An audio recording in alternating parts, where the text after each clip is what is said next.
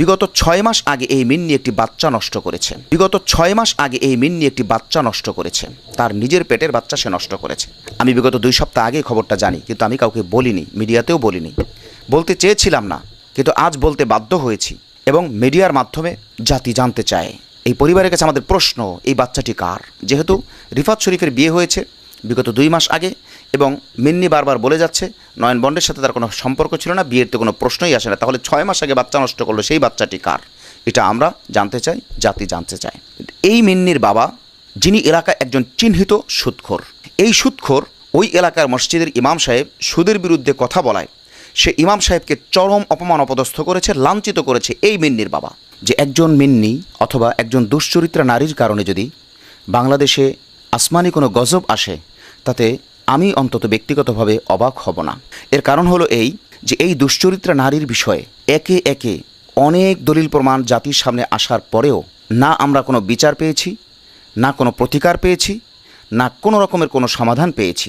আমরা মিডিয়ার কল্যাণে দেখেছি নয়ন বন্ডের মা বলেছে এই মিন্নি সে এক মহারাজ সাপের মতো, যেটাকে কালসাপও বলা হয়। তার মানে হলো এই সাপ কামড় দিলে বেঁচে থাকা মুশকিল।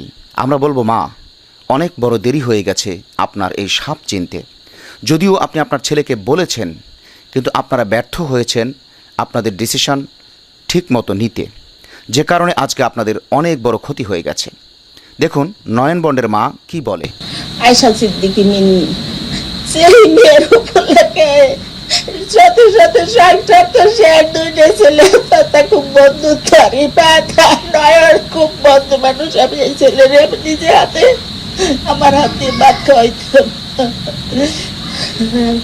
তারপরে আমার প্রস্তাব দেওয়ার পরে আমি বলছি, না বাবা, এই মেয়েরা ভালো না, এরা আমাকে কাছাকাছি এই মেয়ের নানা বাড়ি, এরা কিন্তু একটা মহারাজ সাপের নাম শুনছ, এরা কিন্তু মহারাজ সাপ।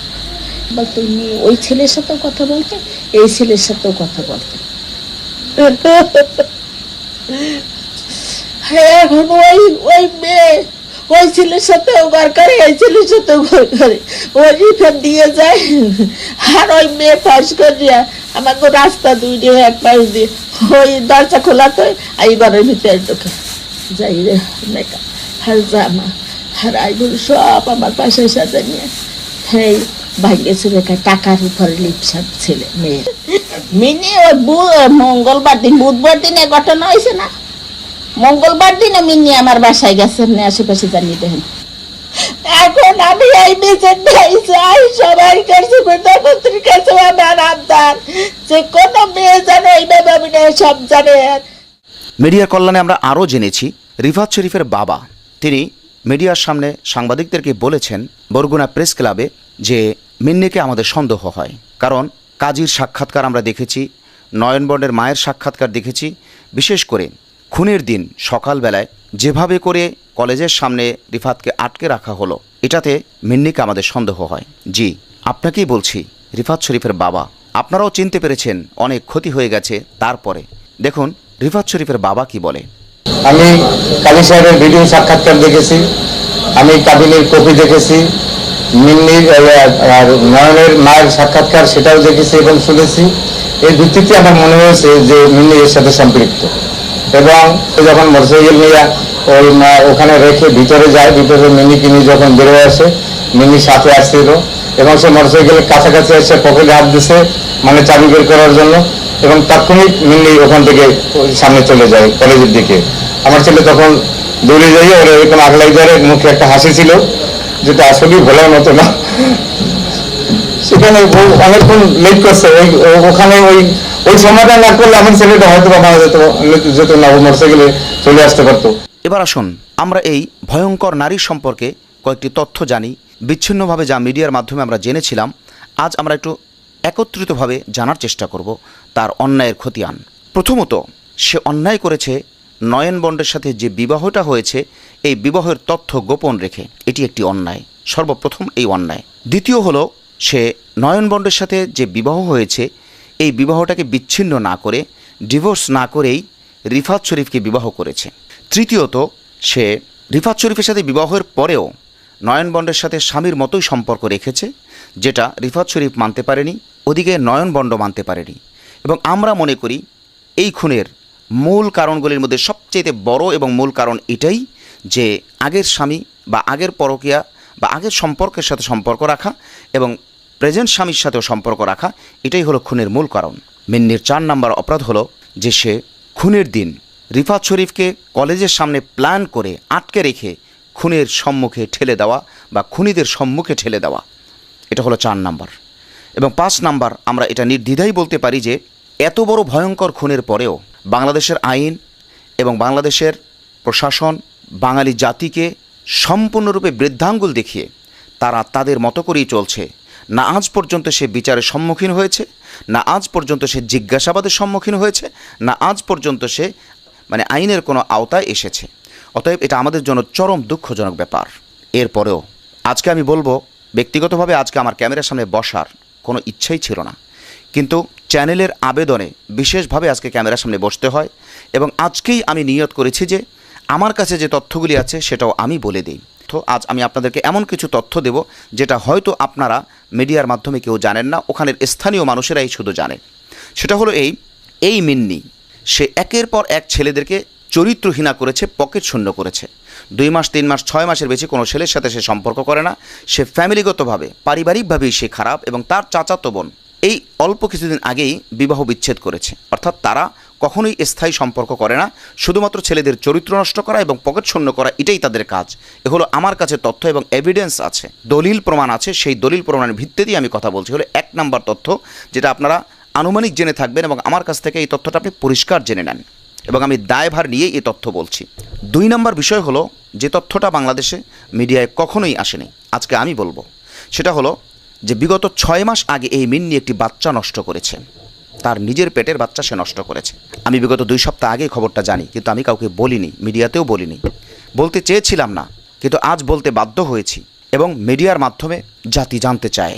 এই পরিবারের কাছে আমাদের প্রশ্ন, এই বাচ্চাটি কার? যেহেতু রিফাত শরীফের বিয়ে হয়েছে বিগত 2 মাস আগে এবং মিন্নি বারবার বলে যাচ্ছে নয়ন বন্ডের সাথে তার কোনো সম্পর্ক ছিল না, বিয়ের তো কোনো প্রশ্নই আসে না, তাহলে 6 মাস আগে বাচ্চা নষ্ট করলো, সেই বাচ্চাটি কার? এটা আমরা জানতে চাই, জাতি জানতে চায়। এ হলো ভিতরগত ভয়ঙ্কর খবর। এবং আমি আরও একটি খবর আপনাদেরকে দিব, যেটা আপনারা কখনোই জানেন না, স্থানীয় লোক ছাড়া, মিডিয়ার মাধ্যমে সারা বিশ্ববাসী বা সারা বাংলাভাষী মানুষ, বাংলাদেশের মানুষ জানে না। সেটা হলো এই মিন্নির বাবা, যিনি এলাকায় একজন চিহ্নিত সুদখোর। এবং এখানে একটু বলে রাখা দরকার, আমাদের বাংলাদেশটা স্বাধীন দেশ, এখানে যে যার মতো চলবে, এটাই স্বাভাবিক। সে সুদখোর হলে এটা আমাদের বলার কিছু নেই এবং সে ব্যাপারে আমরা ইন্টারফেয়ার করতে চাই না, বলতেও চাই না। কিন্তু সমস্যাটা অন্য জায়গায়। এই সুদখোর ওই এলাকার মসজিদের ইমাম সাহেব সুদের বিরুদ্ধে কথা বলায় সে ইমাম সাহেবকে চরম অপমান অপদস্থ করেছে, লাঞ্ছিত করেছে এই মিন্নির বাবা। এজন্য আজকের এই আলোচনা থেকে আমরা বলবো যে বাচ্চা নষ্ট করা, সুদের বিরুদ্ধে কথা বলায় ইমামকে অপমান করা মানে আল্লাহর আইনকে অপমান করা, আল্লাহর আইনের উপর হস্তক্ষেপ করা এবং মেয়ে দিয়ে বিভিন্ন ছেলেদের চরিত্র নষ্ট করা এবং পয়সা ইনকাম করা। এই সমস্ত জঘন্য অপরাধের বিরুদ্ধে যদি আমরা কথা না বলি এবং জাতি যদি সোচ্চার না হয়, আইন যদি বিচার না করে, তাহলে বাংলাদেশে, এজন্য শুরুতে বলেছিলাম, তাহলে বাংলাদেশে যদি আসমানি বড় কোনো গজব আসে, তাতে অন্তত ব্যক্তিগতভাবে আমি অবাক হব না। এবং আজকের আলোচনার মাধ্যমে আমি প্রশাসনকে বলতে চাই এবং আমরা বাংলাভাষী সকল মানুষ বাংলাদেশের পক্ষ থেকে, বিশেষ করে প্রবাসীদের পক্ষ থেকে, কারণ এই 3 সপ্তাহে আমি ঘুমোতে পারছি না এবং ফোনে আমি কথা বলতে পারছি না, শুধুমাত্র ফোনের কারণে। অর্থাৎ আমার কিছু ভিডিও ভাইরাল হওয়ার কারণে দেশের বাইরের থেকে, দেশের থেকে একাধিক ফোন আসতেছে, যা রিসিভ করা আমার পক্ষে সম্ভব না। আপনি কয়টা ফোন ধরবেন? যদি মিনিটে মিনিটে ফোন আসতে থাকে, কয়টা ফোন আপনি ধরতে পারেন? যাই হোক, তো প্রবাসীদের পক্ষ থেকেও বিশেষ আবেদন, এর সঠিক বিচার সকলে চায়, বিশেষ করে প্রবাসীরা চায়। এই 3 সপ্তাহ চলছে, খুন হয়ে গেল, এখনও পর্যন্ত তারা আইনের আওতায় আসলো না। কারণটা কি? তাহলে মিন্নিরা কি বাংলাদেশের আইনের চাইতেও প্রভাবশালী, সরকারের চাইতেও প্রভাবশালী, নাকি এই বরগুনা শহরটা বা বরগুনা জেলাটা বা বরগুনা এলাকাটা বাংলাদেশের বাইরে? যদি এই প্রশ্নের উত্তর যদি হয় যে না, বরগুনা বাংলাদেশের বাইরে নয় এবং মিন্নিরা, এই জালেমরা, মিন্নির বাবা বা মিন্নির চাচা, এই জালেম পরিবারটা বা এই পেশিশক্তির জালেমরা, এরাও আইনের চাইতে বা বাংলাদেশ সরকারের চাইতে বড় কেউ নয়, তাহলে আমাদের আবেদন থাকবে, আমরা সুষ্ঠু বিচার চাই এবং যত তথ্য বের হচ্ছে আমরা এই তথ্যগুলির যাচাই বাছাইও চাই।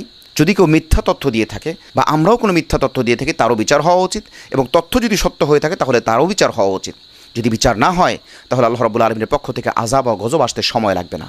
এজন্য আজকের আলোচনার ইতি টানবো আমরা এই বলে যে আমরা এই ভয়ঙ্কর খুনি এবং এই ভয়ঙ্কর মেকানিজম এবং এই ভয়ঙ্কর বিপর্দা বেহায়াপানা এবং এই ভয়ঙ্কর সুদখোর এবং এই ভয়ঙ্কর চরিত্রহীনার বিচার চাই, যাতে করে বাংলার মানুষ শান্তিতে ঘুমোতে পারে, বাংলার মানুষ শান্তিতে দিন যাপন করতে পারে, আসমানি গজব যাতে আমাদের উপরে না আসে, আমাদের সেই বাঙালি ঐতিহ্য, আমাদের সেই বাঙালি পর্দার পরিবেশ, আমাদের সেই বাঙালি ঐতিহ্যটাকে আমরা যেন লালন করে আমরা যেন সুন্দর জীবন যাপন করতে পারি।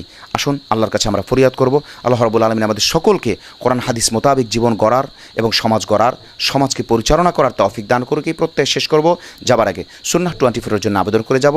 এই চ্যানেলটি ইসলাম প্রচারে সার্বক্ষণিক কাজ করে যাচ্ছে।